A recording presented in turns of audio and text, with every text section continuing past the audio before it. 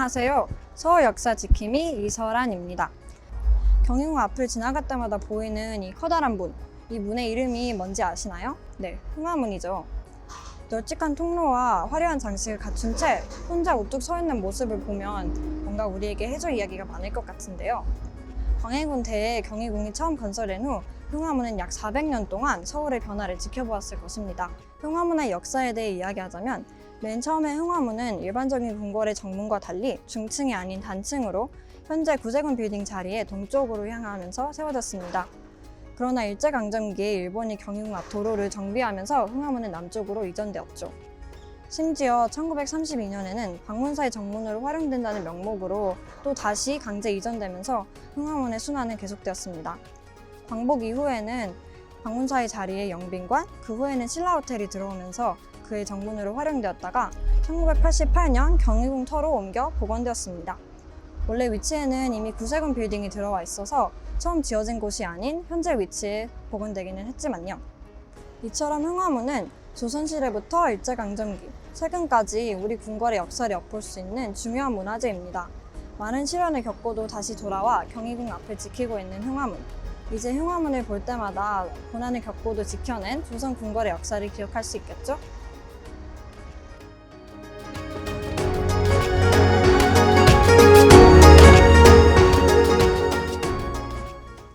안녕하세요. 서울역사 지킴이 조성윤입니다. 흥화문 잘 보고 오셨나요?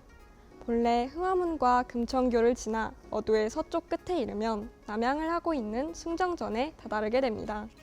그러나 현재는 흥화문을 들어와 숭정문을 거치면 바로 숭정전에 이르게 되는데요.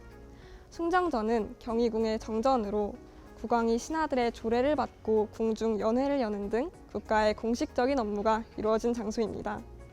광해군대에 지어져 숙종, 영조를 거쳐 철종대까지 많은 왕들이 지내기도 했죠. 하지만 일제강점기인 1910년 그 아픔의 역사가 시작됩니다. 경희궁에 경성중학교를 짓고 숭정전은 학교 건물의 일부로 쓰이게 됩니다. 이마저도 1926년에는 일본계 사찰인 조계사에 매각되며 숭정전은 강제로 지금의 자리를 떠나 옮기게 되죠.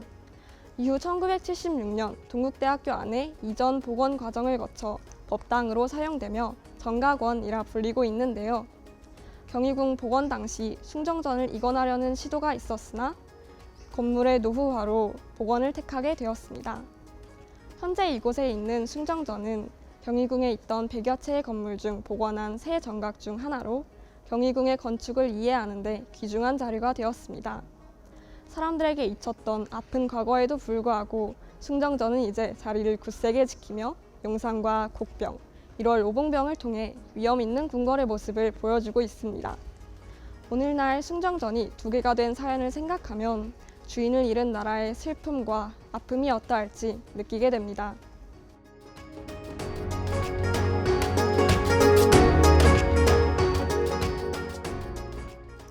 안녕하세요.